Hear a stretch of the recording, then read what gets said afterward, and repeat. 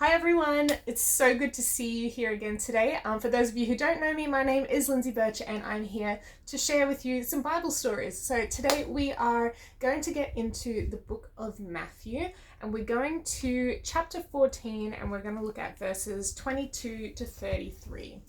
Okay, so this is the story about Peter and Jesus walking on the sea. Now, I want to give you a little bit of context before we get too much into the story. So right before this, in the book of Matthew, we are seeing that Jesus has just fed the 5,000 miraculously with the loaves and the fishes, and all the disciples have, gathered up the fragments, and it's been a miracle, and, it's so exciting. And so it's kind of like this high experience, right? Jesus went into the wilderness to get some space, and all these people, 5,000 people, 5,000 men particularly, and then it says besides women and children, so there could have been closer to 10,000 or even more people there that got fed that day, but it says 5,000 men. Jesus just fed all these people miraculously. The disciples are watching this. They still don't know exactly what to make of Jesus at this point. And then immediately it says, in verse 22, I like where it says immediately. It's really good to look out for these kind of words. It says, immediately Jesus made his disciples get into the boat and go before him to the other side while he sent the multitudes away. So they're on one side of this great big lake called the Sea of Galilee, and he tells his disciples, get in the boat, go to the other side of the sea, to this other part of the land of Israel, and he's sending the multitudes away. And when he had sent the multitudes away, he went up on the mountain by himself to pray. Now, when evening came, he was alone there.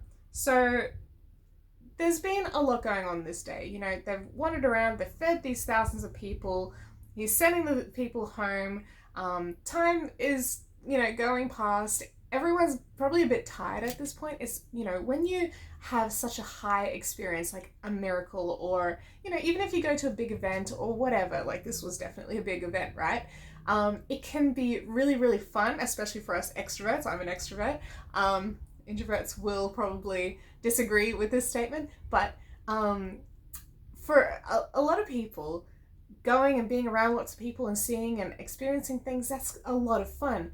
And it's really exciting and good. But then at some point you do start to run out of energy and you crash a bit. And it looks like Jesus is crashing and he needs to get some space away from everyone. Even the disciples need this. They've been following him around and they were part of this whole shebang with the miracle. And so he's like, all right, I need to send the people away. I need to send the disciples to the other side. And I just need to spend some time with my Father in prayer and just rejuvenate after this huge experience, because it would just definitely take it out of him. He was a human. Jesus is a human as much as he is God, and he humbled himself and put himself in this human body and experienced everything just like we do, including hunger and tiredness and exhaustion from a huge event, like this particular one prior.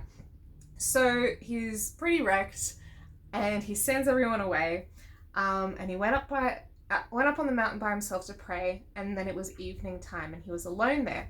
But at the same time, it's evening time now, so the sun's it's set already and it's getting dark, but the boat was now in the middle of the sea, tossed by the waves, for the wind was contrary. Now remember that word, contrary. It means basically in opposition. It's going in the reverse. They want to get that way and the wind is blowing them this way, so they're kind of stuck in the middle because they just can't beat the wind.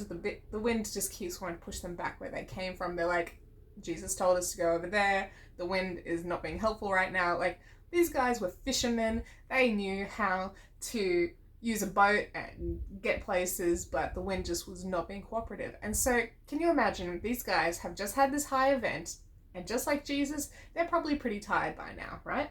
And so now they have to fight the wind and the waves, and it's getting dark and they're just tired, and it's cold and wet probably.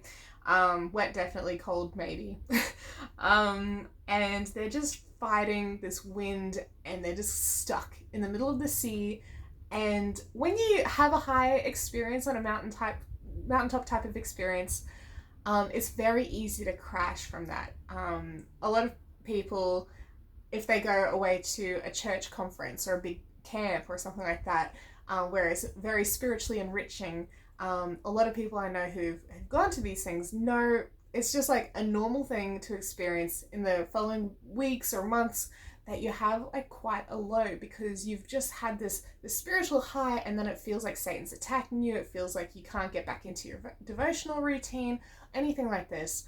And so these disciples, they've just had this mountaintop experience. They've just seen this miracle take place, and now they're stuck in the middle of the ocean, or the sea, and the wind is not working with them, right? It's working against them, and they're tired, and they're just emotionally drained. And at this time of night, like, your brain stops functioning as logically as it would during the daytime, and just different parts of your brain are like shutting down, needing sleep, just not focusing, not processing really well. They might have even been bickering at this point. They might have been like, oh, just like really irritated, because they're just drained, right? So they're pretty wrecked, and they're stuck out in the middle of the water. And now in the fourth watch of the night, Jesus went to them walking on the sea. Now this is pretty late. This is like early hours of the morning type of time of night. And he comes walking to them on the sea, which for Jesus, I guess, is a totally normal thing to do, but it's not what you expect the average human to do, right? This is clearly a moment that is showing off his divinity in order to get to them. It's not something for his own personal gain. Any of the miraculous stuff that Jesus ever did was never for his own personal gain. That's why even though he could make bread from the stones in the wilderness, or he could do all the things that Satan was trying to tempt him to do, he did not do it because it would have been for his own personal gain, and it would have been selfish, and it would have messed things up in the greater scheme of things, essentially. So anytime that we see Jesus doing something miraculous or a little bit, out of the ordinary, it's never for his own personal gain. So we already see that this is setting up an experience to teach or to grow the disciples in some way, that Jesus is coming in a fancy way to them in the middle of the night, walking on the water. So the water, the wind is blowing against them. They're just kind of stuck there in the middle, and then Jesus comes to them, and they're just, they're in the middle of the night and not really focusing, not really processing, and all of a sudden they see this dude that looks like Jesus, maybe, walking towards them, and that's not normal. That's like their logical brain, they have enough functioning in their logical brain to go, that's not right. But mostly at this point, they're functioning in their emotional brain, right? The logic has kind of shut off, and the emotions kick in, and they're like, that's not right. The best thing we can do is be scared because this doesn't make sense. And so they go into fear mode. Now, let's just give a little bit of context before we go into what happened next. So, contextually, for the time and place that we're talking about, right? We're talking about Israelite, times 2,000 years ago. They're in the context of having the Romans sort of being in charge of their area, and there's all sorts of different types of people, groups who live in this area, and they will have different kind of cultures that they've brought with them, different religious beliefs, different superstitions and everything. So when the disciples, immediately jump to the conclusion that this must be a ghost, this is not necessarily a very typical Jewish idea to have. But because they were surrounded by, Greeks and Phoenicians and all sorts of like Africans and Asians and Europeans, had kind of just been all brought together. This is what the Roman Empire would do. They would take people from one country and they would just move a whole bunch over there, and then move people from here to there, and just mix everybody up in order to kind of break down their political identity, essentially, and just kind of make everyone this big homogenous Roman Empire people, right? Just trying to break everyone up from their little ethnic groups and everything and all their very specific beliefs, and so they smushed each other together, and it took a long time, and I don't know if it really worked, but now, like in this context, the Jewish people, the disciples of Jesus right here, they are used to hearing about the ideas from other people groups and superstitious things like that ghosts are real and that they do terrible things or whatever, you know, that they believed back then, different people groups. And so they hear this, they're surrounded by this, and you know, we as Christians today, we are surrounded by people out in the world, and there's all sorts of stuff here on YouTube and other, you know, social media and on TV and movies and in music and all sorts of things where there are thoughts about the supernatural, especially, and other parts of our lives that are not Christian ideas, that are not based in, you know, biblical foundations. And it can often be easy to get confused if we are not very careful with understanding the Bible, understanding God's character. It can be really easy to get confused about some of the details of how the supernatural type of stuff works. What happens to people when we die, and where do we go, and what's going on.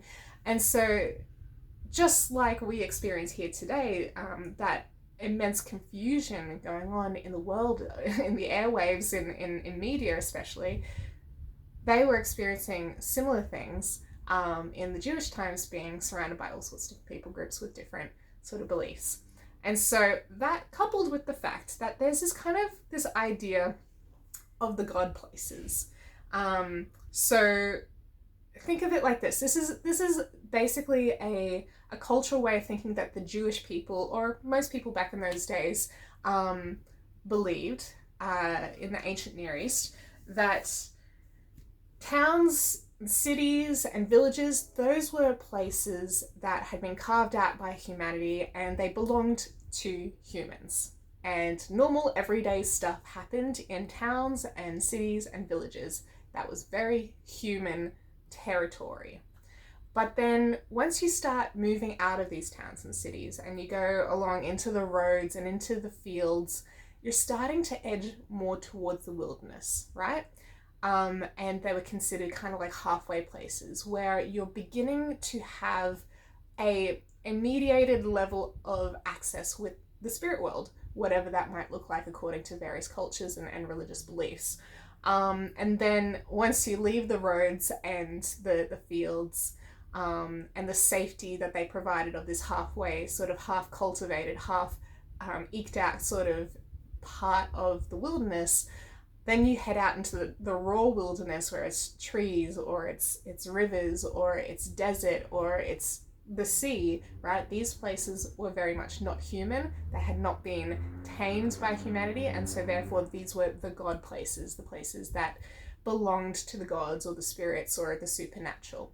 And so with these two ideas, right, where we have the cultural miscommunications of various religious beliefs and superstitions, plus the fact that they are out in the middle of the sea, which is considered a God place, where you might either meet your death or your destiny, and you've got to be careful in those places. They're like, oh no, we're out in the middle of the wilderness here. In the sea, we have no control. This is the place that is controlled by the gods or the spirits or God himself or something. Like, they don't even know what they believe 100%, but they know this is not where we have any sense of control. And you know, we don't know how all this stuff works, and some people believe in ghosts and some people don't, and who knows? Jesus hasn't told us about this stuff yet, right? He hasn't told us in detail how all this stuff works. But they're just coming with sort of these lenses, these perspectives on the world around them. And so they're very much in fear mode. They're like, this is not a good spot to be in. And so they freak out. They start crying out in fear. And so we're in verse 26. So Matthew 14, verse 26. And when the disciples saw him walking on the sea, not a normal human thing to do, they were troubled, saying, "It is a ghost," and they cried out for fear. But immediately, once again, Jesus immediately spoke to them, saying 3 things. He says, "Be of good cheer. It is I. Do not be afraid." So he's saying two emotional things: be of good cheer, be happy. There's no reason to be freaking out. I don't know why you guys are freaking out right now. It is I, and when I read that, it really just brought to mind this idea of the I am, and bringing to their minds subtly through what they have learned of the Torah and the religious texts at this point, they had at least enough understanding to know when somebody said, that it is I, it's sort of starting to refer to I am and God's name for himself. I am, I'm here forever. Like, there's so much to unpack in that. And so Jesus is already beginning to move their minds towards the fact that this is a divine moment, and he's referring to himself in the divine and not just the human sense in this moment. Be of good cheer. Stop freaking out, guys. It's I. It is I. I am. I'm God. God is here amongst you. Do not be afraid. Put your fear from your minds. There is no need for that. And Peter answered him and said, and of course it's Peter. Peter's got a big mouth. I personally relate to Peter. I relate to Peter and Paul. Peter because of the big mouth, Paul because I move so much. And if you look at Paul's missionary journeys, he moves around a bunch. And I kind of feel like that, honestly. But in this context, we're talking about Peter. Peter is always going to be the first one to speak up or do anything. He's a very proactive kind of guy. He's like, I don't know what's going on, but let's do something. And so he speaks up and answered him and said, Lord, if it is you, command me to come to you on the water. And I find it really interesting that he said, command me. So he's already submitting himself to Jesus, that Jesus can give him a command that he must obey. And he's saying, hey, look, we're going to test this. If this is a spirit, it's not going to work, and I'm probably going to fall in the water and that's it. But if it's Jesus, he will give me a command and I will obey it, and I will come out to meet him on the water. And so Jesus said, come. And in the Greek grammar, this word come is actually a command. It's a gentle, very loving sort of, get over here, boy. Okay? And so he says, come. And when Peter had come down out of the boat, he walked on the water to go to Jesus. So they've made eye contact there. They're in this moment together. Peter is going out on a limb here. He's like, this could be Jesus. This could be a really cool experience. He's our teacher. So if it's him, then surely I should be doing whatever he's doing, right? And so he, takes a risk. He says, hey, if that is you, Jesus, actually he says, Lord, if it is you, once again, re-emphasizing the fact that he is referring to him as his master, as the person in control, his boss, basically. He says, boss, if it's you, command me to come to you. And so he said, come, in that commanding way. And when Peter come down out of the boat, he walked on the water to go to Jesus. This is going great. This is really cool. Peter's excited. This is amazing. But then, when he saw the wind was boisterous, he was afraid. Now, do you remember a minute ago, or a few minutes ago, what kind of wind was it at the start? It was contrary wind. And I had a look at these two words. The difference between a contrary wind and a boisterous wind. A contrary wind is just oppositional. It's just going against them and it's making them kind of stuck. But a boisterous wind is violently agitated and turbulent. Okay, so this is getting to be scary wind, scary waves, lots of scary, once again, going on in this situation. And so I don't know what was happening with this wind, if it was just a natural occurrence, or if Satan and his demons were behind it, or if God was just allowing it to do whatever it wanted to do. But it went from, yeah, look, not going to help you out kind of wind to I'm going to kill you kind of wind. It just wasn't it wasn't working with Peter once again. And it upped the ante. As Peter upped his ante in faith, the wind was upping its ante in trying to stop him from having faith. Once again, I don't know how intentional any of this was, but it was just happening in the context. And so the wind was boisterous, it was violent, the waves were starting to crash and go up and down. And as Peter saw that the wind was boisterous, he was afraid. And he used his eyes to see this, right? He was, you can't see wind, but you can see the effects of wind on the waves and various things. And so when he took his eyes off Jesus and he focused on the, definitely dangerous situation he was in, when he took his eyes off Jesus and he saw the difficulty and the danger and the circumstances, and that's where he placed the focus that he had, he took his focus away from Jesus and focused on the problem. And when he did this, fear came to literally drown him. So as he is now sinking into the waves, he cries out because Jesus is his Lord and that's the only way he's going to get out of this situation. He cries out and he says, "Lord, save me." Once again, making sure we all know that he is referring to Jesus as his Lord, as the person who is in control of this situation. And as soon as he said this, it says immediately, for the third time, is it? I think, yeah. Immediately is brought up now the third time in these past few passages.